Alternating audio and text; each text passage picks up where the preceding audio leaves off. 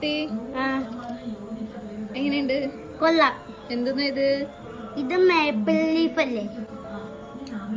എങ്ങനെ ഉണ്ടാക്കണേന്നറിയോ? ഇല്ല. പഠിപ്പിച്ചേരട്ടെ? വാ.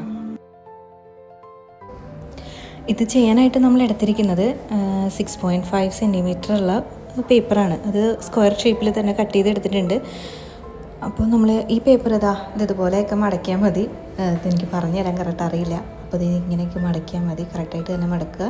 ഇതുപോലെ 5 എണ്ണം നമ്മൾ എടുത്തിട്ടുണ്ട്. 5 എണ്ണവും സെയിം ഇതുപോലെ തന്നെ ചെയ്തെടുക്കുക.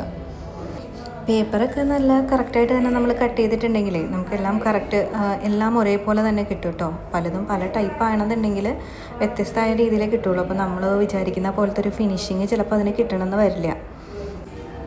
5 എണ്ണം ഇതിപ്പോൾ റെഡി ആയിട്ടുണ്ട്. ഇനി നമുക്ക് ഇതിൻ്റെ തണ്ടിന് വേണ്ടിയിട്ട് നമ്മളൊരു ചെറിയൊരു പേപ്പർ എടുത്തിട്ട് നമ്മൾ അതിലും ഗം വെട്ടി ഒന്ന് ചുരുട്ടിയെടുത്താൽ മതി. വേറെ ഒന്നും ചെയ്യാനില്ല. ജസ്റ്റ് ഒന്ന് ചുരുട്ടിയെടുക്കുക.